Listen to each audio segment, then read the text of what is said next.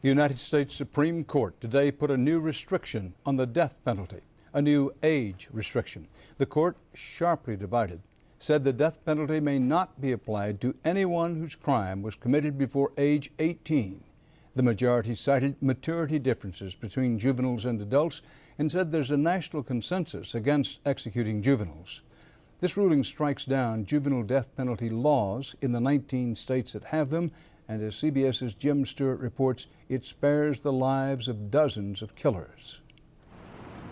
Teenage Washington area sniper Lee Boyd Malvo got the news within hours of the High Court's decision. Bowing to the inevitable, prosecutors in his case said there was no point now in going forward with his death penalty trial. Malvo instead will serve a life sentence without parole, as will most of the 72 men in 12 states who are already on death row for crimes committed before their 18th birthday, including 43-year-old Timothy Davis in Alabama, who's been there the longest, and 18-year-old Robert Acuna in Texas, who just arrived. Acuna's mother was relieved, arguing that crimes committed as a juvenile don't deserve the ultimate grown-up punishment. Killing someone in the name of justice doesn't do anything except make more victims. Victims' relatives saw it differently, however.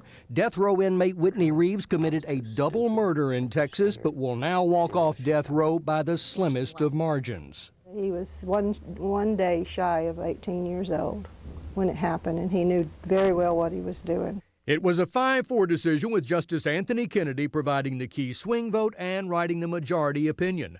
The age of 18 is where society draws the line, he wrote. It is, we conclude, the age at which the line for death eligibility ought to rest. Not so, countered Justice Sandra Day O'Connor for the minority. Common experience suggests that many 17-year-olds are more mature than the average young adult.